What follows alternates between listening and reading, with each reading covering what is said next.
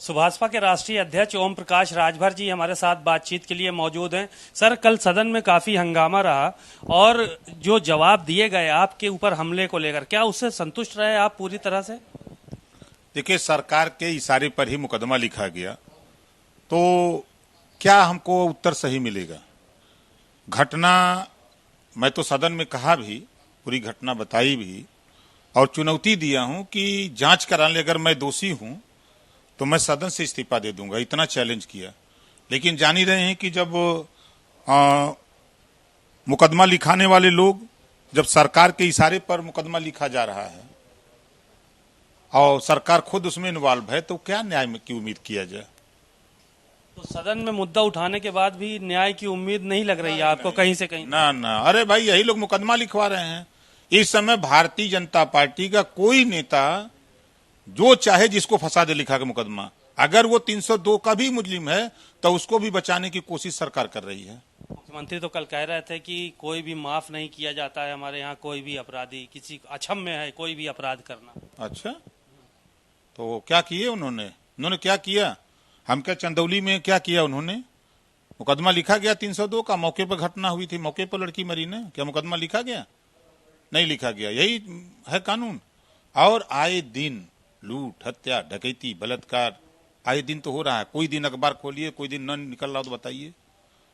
कहना, टीवी में बोल देना, अखबार में छपवा देना अलग बात है, लेकिन धरातल पर थाने पर इस सरकार में रिश्वत 10 गुना बढ़ गई। जो पिछली सरकारें, जो सपा बसपा की सरकारें थी, अगर 1000-2000 में काम होता था तो इसमें 20,000-25,000 में काम हो रहे हैं। गरीब, कमजोर, पिछड़े, वंचित, दलित, अल्पसंख्यक को तो थाने में नाम सुनते ही, वो क्या नाम है, नाम बता रहे हैं, ओम प्रकाश, हट बढ़िया से भाग। ये स्थिति थानों की हो गई है कि वहां सुनवाई नाम की कोई चीज नहीं है। सरकार के इशारे पर। पुलिस का क्या दोष है? पुलिस तो सरकार के इशारे पर काम करती है। हमारे ही ऊपर जो मुकदमा लिखा गया, जब मैंने दबाव बनाया वहां, तो अधिकारियों ने कहा कि सर हम लोग क्या करें, हम लोग तो नौकर हैं, ऊपर से डंडा है, तो क्या करें? थाने में जाकर के जो मेरे ऊपर मुकदमा लिखवाने की बात आई, जो थाने में जाकर जिनको पकड़ा गया, जो उदंडता थाने में की गई, अगर उसका वीडियो फुटेज निकाल करके देख लें तो समझ में आ जाएगा कि इस तरह उदंडता करके थाने से उस अपराधी को, दोनों को छोड़ा ले गया। कल बजट आ रहा है, बजट में काफी तैयारियां की, राज्यपाल का अभिभाषण भी आपने सुना कि सरकार कितना अच्छा काम कर रही है, और कल बजट आ रहा है, क्या कहेंगे इस पूरे बजट को लेकर? देखिए, राज्यपाल का अभिभाषण तो झूठ का पुलिंदा था। वो तो सरकार जो बना के देती है वही पढ़ा जाता है। 18% 5 साल में बेरोजगारी 18% थी। किसकी सरकार थी? भारतीय जनता पार्टी की। और 2 महीना में 2 आ गई खट से, कितना नौकरी दे दिए, कितना रोजगार दे दिए। तो यही छपा है उसमें ना, अभी हमारे पास है ये बुकलेट, हम खोल के दिखा दें आपको अभी तुरंत। और उसमें छपा है ना कि 2,61,00,000 हमने शौचालय बनवाया है। पैसा दिया होगा, कागज पर बना होगा, लेकिन गांव में शौचालय में न तो दरवाजा लग पाया, ना तो ऊपर छत बन पाई, या तो सीट नहीं लग पाई, या तो मन कुकुर बैठे थे, या तो मन ऊपर ही रखले हुए, गोहरी रखले हुए सर, या तो में कुल गरीब बकड़ी बांधत हैं। और 90% शौचालय इनके एकदम फराड है, बेकार हैं, उस उपयोग में नहीं है। 90% से ज्यादा। जांच करा लें, हम चुनौती देते हैं, चलें हमारे साथ जांच करा लें, किसी गांव को चिन्हित कर लें उत्तर प्रदेश में। किसान, नौजवान, गरीब और महिलाओं के लिए बता रहे हैं विशेषकर ये बजट आने वाला है, इस बार का जो बजट होगा। ये तो हर बार ऐसा ही आता है। अगर दम है तो श्रमिक आयोग का गठन हुआ ना, तो पत्रकार भी तो मेहनत करता, श्रम करता है। पत्रकार आयोग का गठन क्यों नहीं कर देती? ये हमारे फोटोग्राफर फोटो कैमरा लेके सबकी फोटो खींचते हैं, मुख्यमंत्रियों खींचते हैं, हमारा भी खींचते हैं। दुर्घटना बीमा का क्यों नहीं ले आते? ये क्यों नहीं करते? खाली बयानबाजी से नहीं होगा, काम से होगा धरातल पे।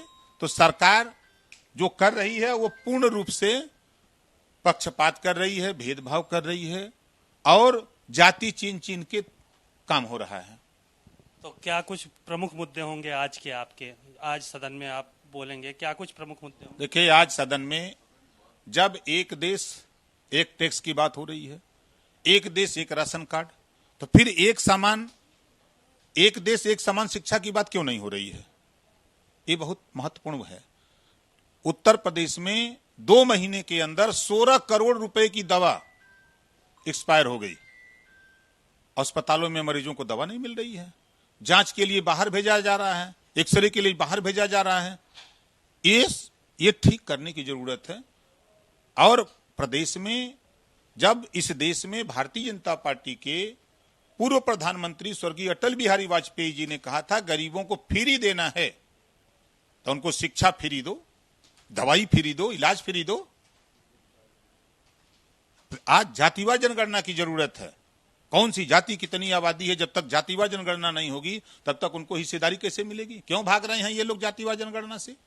आज बिजली का हालत ये है कि जो इनके मीटर लगे हैं वो हवा से भी चल रहे हैं, न पंखा चल रहा है न कूलर चल रहा है, और हवा से जो है इनका मीटर चल रहा है। जो ये 7 रुपया यूनिट बिजली का बेच रहे हैं और वो हवा से चला करके वो 14-15 रुपया हो जा रहा है। बिजली का बिल मनमान आ रहा है।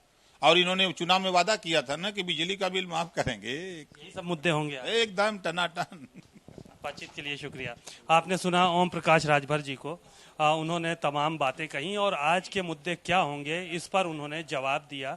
बिजली, पानी जैसे तमाम समस्याएं हैं जिनसे उत्तर प्रदेश के लोग जूझ रहे हैं, उनको आज सदन में उठाया जाएगा। साथ ही साथ उन्होंने भारतीय जनता पार्टी की सरकार पर निशाना भी साधा।